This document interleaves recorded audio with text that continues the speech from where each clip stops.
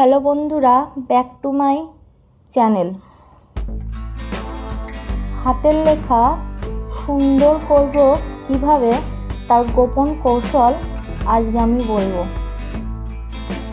তা আজ আমি কতগুলো পয়েন্ট নিয়ে এসেছি যেগুলোর সাহায্যে হাতের লেখা সুন্দর করা যায়।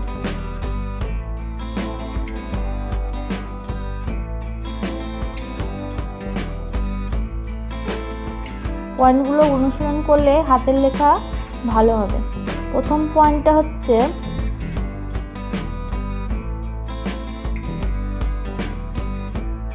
বর্ণগুলি আগে বারবার অনুশীলন করতে হবে।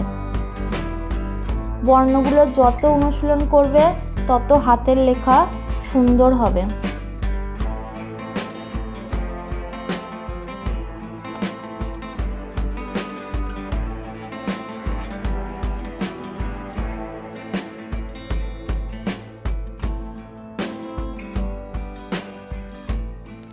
দ্বিতীয় পয়েন্ট হচ্ছে বর্ণগুলির আকার যেন সমান হয়। কোনোটা প্রথম বর্ণটা ছোট আবার দ্বিতীয় বর্ণটা বড়, সেমন করলে কিন্তু হাতের লেখা ভালো হবে না। বর্ণগুলোর আকার যেন একদম সমান হয়, প্রতিটি বর্ণ যেন দেখতে একদম সমান লাগে, তবে হাতের লেখা দেখতে ভালো লাগবে।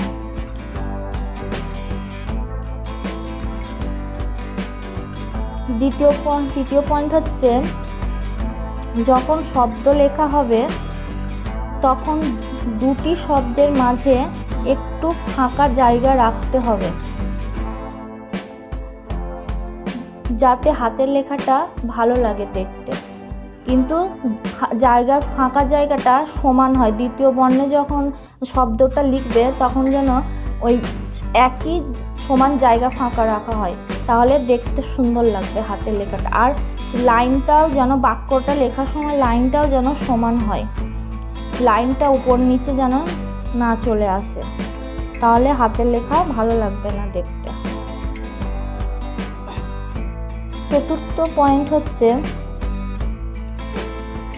বানানের দিকে নজর দিতে হবে, যেন বানান ভুল না হয়।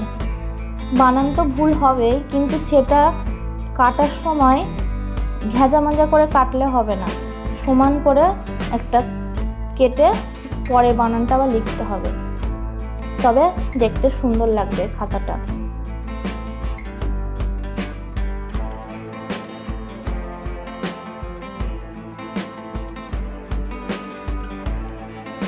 খাতা যেন পরিষ্কার পরিচ্ছন্ন হয়।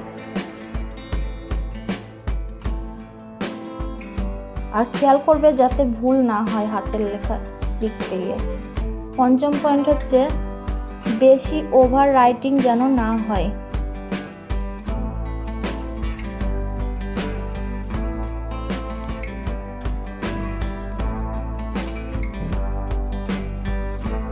এবার 6 নম্বর পয়েন্ট হচ্ছে পেনটা সঠিকভাবে ধরতে হবে। পেনটা যখন লিখবে তখন পেনটা যেন চেপে ধরে লেখা না হয়। বেশি চেপে ধরে লিখলে পরের পেজে সে লেখাটা আবার উঠে পড়বে।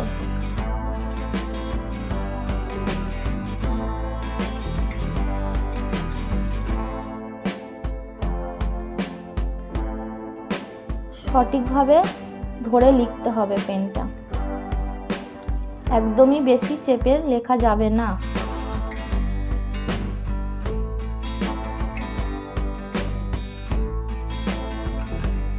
তারপরের পয়েন্ট হচ্ছে প্র্যাকটিস ক্যান ম্যান পারফেক্ট। যত প্র্যাকটিস করবে, যত অনুশীলন করবে, তত হাতের লেখা সুন্দর হবে।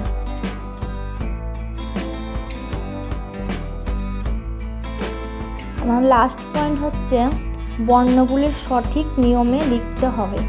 প্রথমেই বলেছি যে প্রথম বর্ণটা ছোট, দ্বিতীয় বর্ণটা বড়, সেমন লিখলে চলবে না। প্রথম বর্ণ যেরকম সাইজে লিখেছ দ্বিতীয় বর্ণটাও সেরকম সাইজে লিখতে হবে, তবেই হাতের লেখা